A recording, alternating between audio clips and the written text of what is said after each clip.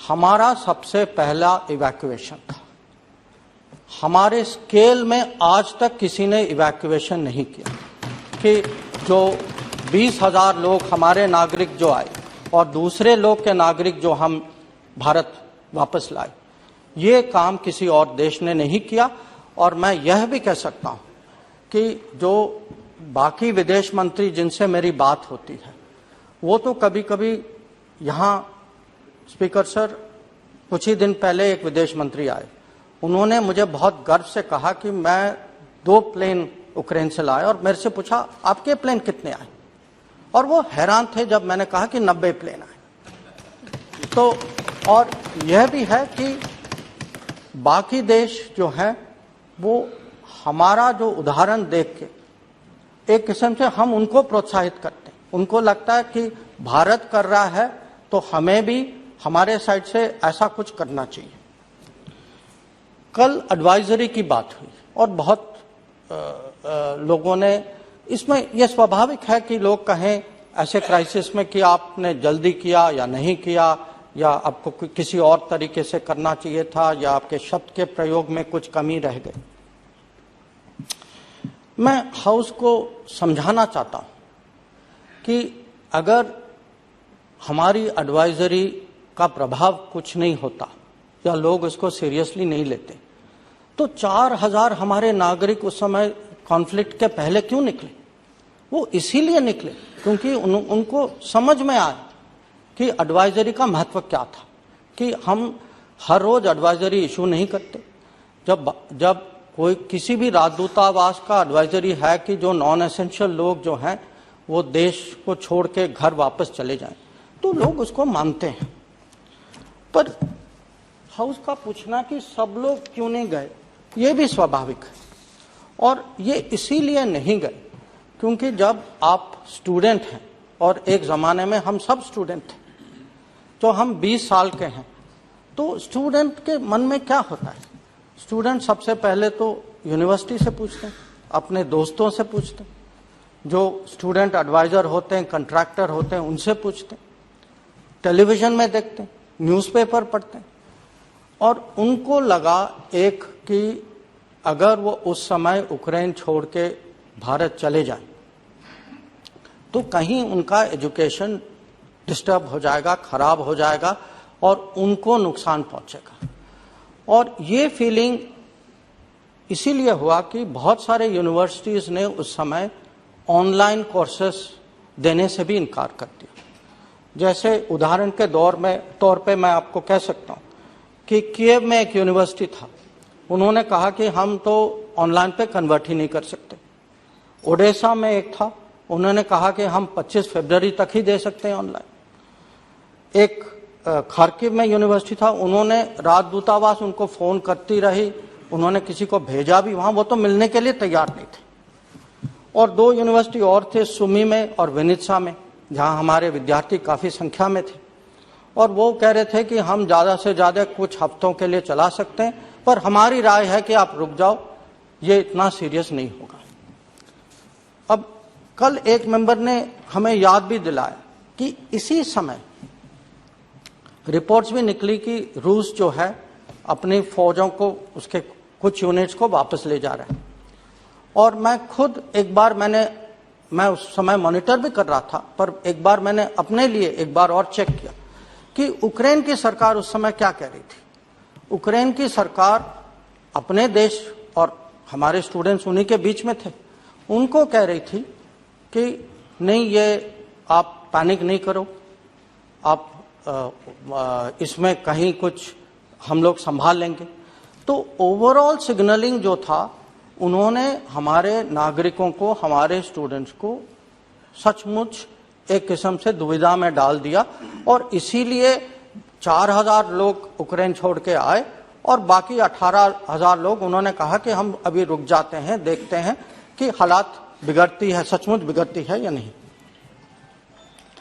तो कल जो मैं संसद में जो सुन रहा था, क्राइसिस के बाद कहना कि सबको निकलना चाहिए था या हमको ऐसे कठोर शब्दों में समझाना चाहिए था कि सब डर के मारे निकल जाएं, ये मुझे लगता है कि स्टूडेंट्स की जो माइंडसेट जो है उसके ये उसको पहचानती नहीं है कि अगर हम सचमुच ग्राउंड के साथ जुड़े होते, अगर हम स्टूडेंट्स की जो मानसिकता को समझते, तो हमें ये दुविधा जो है ये भी समझनी चाहिए। ऑपरेशन गंगा के बारे में कल थोड़ी सी यह भी चर्चा नहीं अधीर रंजन जी, ये गलती नहीं थी, यही आपकी मेंटालिटी है कि आप गलती ढूंढते। नहीं, क्षमा कीजिएगा स्पीकर, नहीं स्पीकर महोदय,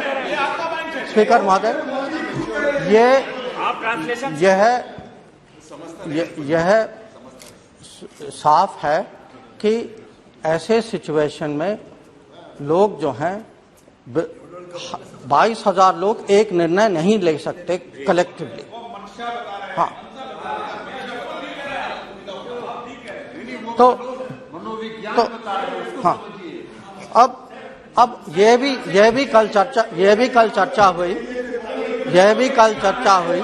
कि ऑपरेशन गंगा इसमें क्या कोई स्पेशल, ये माने पहले वाले इवैक्यूएशन ऑपरेशन जैसे थी, इसमें कुछ अलग था। तो आखिर के स्पीकर जनरल वीके सिंह ने, मुझे लगा है कि बहुत माने ऑब्जेक्टिवली कहा कि हर ऑपरेशन जो है एक किस्म से यूनिक होती है। हाँ, और ये कंपेयर करना, क्योंकि कहीं युद्ध है, कहीं नहीं है, कहीं तनाव है, कहीं नहीं है, सिचुएशन कुछ और है, कहीं हमने फौज का इस्तेमाल किया है, कहीं सिविलियन एयर इंडिया का किया है। पर ऑपरेशन गंगा में के बारे में मैं ये कहूँगा, और मैं 45 साल के अनुभव से कह रहा हूँ कि जो सिचुएशन, जो चुनौती ऑपरेशन गंगा में थी, आज तक इस सिचुएशन में हमने इस संख्या में इतने नागरिकों को कभी नहीं मिला। इतना मैं विश्वास के साथ कह सकता हूं। और चुनौती क्या थी? स्पीकर महोदय, आपको याद होगा कि 2015 में हमने ऑपरेशन राहत चलाया था यमन में।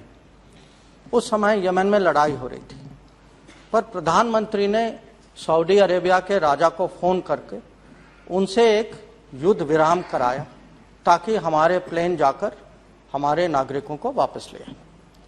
इस समय लड़ाई जारी थी, युद्ध विराम करवाना बहुत मुश्किल था। अंत में हुआ, 2 शहरों में हुआ ताकि हम अपने लोगों को निकाल पाए, पर ओवरऑल नहीं था। ओवरऑल लड़ाई चल रही थी और वहां के नागरिक खुद देश से निकलने के चक्कर में थे कि जब ये ऑपरेशन गंगा चल रही थी, उस समय करीब 30 लाख यूक्रेन के नागरिक खुद यूक्रेन के बाहर निकलने की प्रयास कर रहे थे। दूसरी जो एक किस्म से खासियत थी इस ऑपरेशन में कि जो प्रधानमंत्री का जो पर्सनल इंटरवेंशन जो था, वो भी मुझे लगता है कि बहुत ही अद्भुत था कि उन्होंने 2 समय, और वो मैं उसका थोड़ा बाद में समझाऊंगा आपको, कि उन्होंने खुद फोन किया, खुद लीडरों से बात की। 2 जगह जहां हमारे विद्यार्थी बहुत बुरी तरह से फंस गए थे, वहां युद्ध विराम कराए ताकि हमारे लोग निकल पाए वहां से। और कल एक ऑनरेबल मेंबर ने इलेक्शन के बारे में कुछ कहा कि इलेक्शन के समय, इलेक्शन के कैलकुलेशन में आपने कुछ चीजें नहीं की। मैं यह भी हाउस को याद दिलाना चाहता हूं कि इलेक्शन कैंपेन के बीच में प्रधानमंत्री दिल्ली वापस आए, लीडरों से बात की, मीटिंग की और डायरेक्टली सुपरवाइज की। तो ये भी आपको कम से कम पहचान तो देना चाहिए।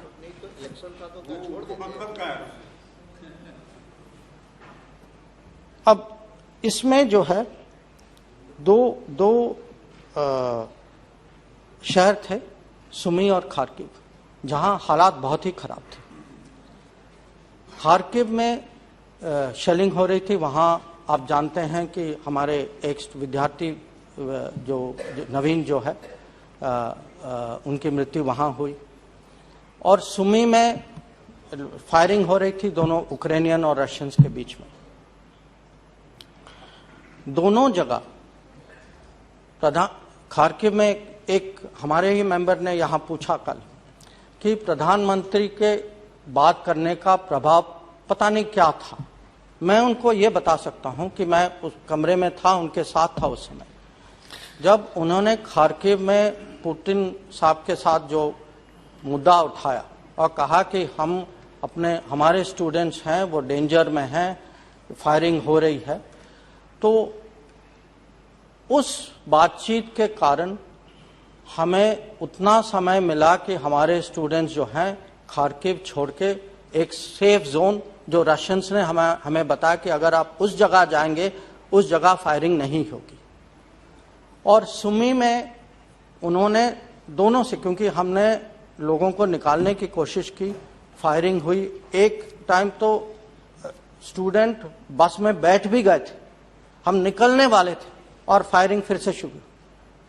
तो उन्होंने दोनों प्रेसिडेंटों से बात की और क्योंकि दोनों लोग कह रहे थे कि फायरिंग दूसरा देश कर रहा है, और दोनों को समझा कि हमें इस समय से इस समय अगर आप अपनी फौज को बताएं कि आप फायरिंग ना करें। और फिर यूक्रेन से हम लोगों ने उनकी सहायता भी ली, प्रोटेक्शन भी ली, रेड क्रॉस को भी साथ ले गए। और उसी के कारण जो आखिर का जो इवैक्यूएशन, सुमी का जो इवैक्यूएशन जो था, ऐसे ही हुआ। थोड़ी बहुत कल बात ये भी हुई कि एम्बेसी क्या कर रही थी कि कुछ शहर थे जहां हम कुछ स्टूडेंट के लिए कुछ कर नहीं पाए या हम थे नहीं वहां। अब एम्बेसी राजधानी में थी, वो तो नेचुरल स्वाभाविक है। और जब आखिर में और काफी समय तक वो राजधानी में रहे, जब प्रेशर बॉर्डर, पश्चिमी बॉर्डर में जब हमारे स्टूडेंट्स बहुत सारे लोग वहां गए और बॉर्डर में फंस गए लोग, तो हमने एम्बेसी को फेज वाइज, पहले आधी एम्बेसी और फिर बाकी एम्बेसी लिविव में गए जो पश्चिम यूक्रेन में है, ताकि वो बॉर्डर के नजदीक हों और यूक्रेन के अंदर से स्टूडेंट्स की सहायता कर पाएं, क्योंकि हमारी टीम्स यूक्रेन के बाहर सीमा में थी। जो ईस्टर्न सिटीज, पश्चिमी शहर जैसे खार्किव या सुमी में लोग जो फंसे थे, वहां हम लोग उनके साथ हमने कांटेक्ट बना के रखा और उनको जो निकालने की सहायता, उस पर थोड़ी सी कल चर्चा हुई। मैं स्टूडेंटों से क्रेडिट लेना नहीं चाहता, क्योंकि उन्होंने जो झेला है उसके लिए तो मेरे पास शब्द ही नहीं। पर यह सत्य है कि ज़्यादातर लोग जो वहाँ से निकले वो ट्रेन में निकले, और वो ट्रेन इसीलिए स्पेशल ट्रेन चलाए गए क्योंकि हम लोगों ने यूक्रेन सरकार पे दबाव डाला और कहा कि हमारे स्टूडेंट हैं वहाँ, तो आप जब तक वो निकलेंगे आप प्लीज ट्रेन चलाते जाइए। और उसके कारण, और जो बसेस हैं कुछ लोगों ने अपना लिया, कुछ लोगों कंट्रैक्टर ने दिया, कुछ बसेस के लिए हम लोगों ने उसकी जो व्यवस्था जो की। तो मैं ये नहीं चाहूँगा कि अब ऑपरेशन गंगा हो चुका है, हमारे स्टूडेंट आ चुके हैं। मुझे लगता है कि इस समय हमें सोचना चाहिए कि हम लोग जो हैं साथ मिलकर हमने क्या किया, कैसे किया। मैं मानता हूं कि इसमें कुछ लेसन्स भी हैं, और जब भी हम कोई भी ऑपरेशन करते हैं, ऑपरेशन राहत किया या संकट मोचन किया, हमारे मिनिस्ट्री में एक परंपरा है कि जो भी इवैक्यूएशन ऑपरेशन करते हैं उसकी स्टडी होती है, उसकी जो वहां से जो हमें सीखना चाहिए वो हम सीखते हैं। ये पूरा ऑपरेशन गंगा जो है, ये हमें मानना चाहिए कि कलेक्टिव एफर्ट था, और कलेक्टिव एफर्ट खाली सरकार का नहीं था और मंत्रालयों का नहीं था।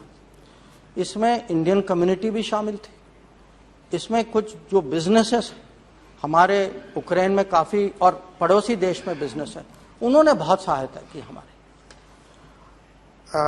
स्टूडेंट्स ने खुद किया कि ये भी हाउस को पहचानना चाहिए कि बहुत सारे स्टूडेंट्स जो निकले, उन्होंने कैंप में काम किया, उन्होंने बाकी स्टूडेंट्स की मदद की।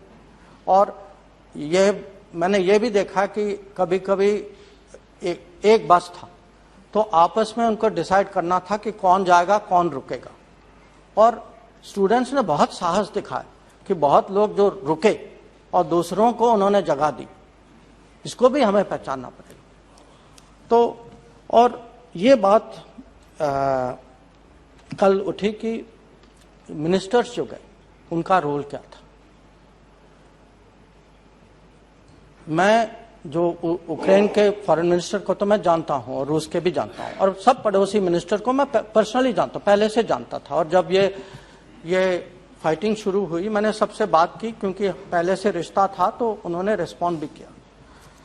पर ये मैं कहूंगा कि अगर हमारे मिनिस्टर नहीं जाते, हमें उन सरकारों से उस लेवल का अटेंशन नहीं मिलता, वो सहायता वो नहीं देते, क्योंकि उनकी अपनी कठिनाई थी, उनकी अपनी प्रायोरिटीज थी, उनके खुद नागरिक और उनके बॉर्डर में वो समस्या थी। तो हमारे मिनिस्टर्स जाने का फायदा मुझे तो मैं साफ कहता हूं, मुझे उन्होंने बहुत सहायता की ग्राउंड में। उनके जाने से मेरा काम जो है आधा हुआ। तो मैं उनकी प्रशंसा, वो तो अभी हाउस में नहीं है, पर मैं उनकी प्रशंसा करना चाहता हूं कि एक किस्म से ये टीम स्पिरिट जो है, ये गवर्नमेंट की टीम स्पिरिट, कि अगर एक मंत्रालय पे इतना लोड आए कि बाकी मिनिस्टर्स जो हैं वो डिपार्टमेंटल परिप्रेक्ष्य के बजाय वो मिनिस्ट्री के साथ जुड़ जाते हैं और एक किस्म से एक टीम के मेंबर सदस्य बन के सब लोगों ने काम किया, तो उसकी मैं आज प्रशंसा करता हूं। जो MEA ने किया वो कल आपको बहुत लोगों ने कहा, उसको मैं दोहराना नहीं चाहता। जो आंकड़े जो हैं वो मेरे स्टेटमेंट में हैं कि जब 13,000 फोन कॉल, 9,000 ईमेल और इतने सारे पर्सनल कॉन्टैक्ट्स लोगों के व्हाट्सएप वगैरह, पर यह भी है कि यह हमारा कर्तव्य है, हमें इस समय करना पड़ा। हम आगे भी ऐसी, भगवान न करे कि ऐसी समस्या फिर से आए, पर जो हमें जो अनुभव जो इस समय का है उसको हम अपनी तैयारी करेंगे।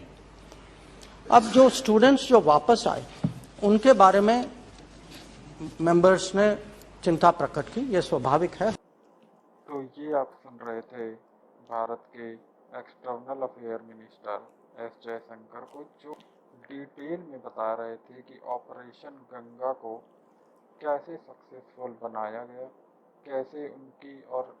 कैसे उन्होंने और उनकी टीम ने काम किया।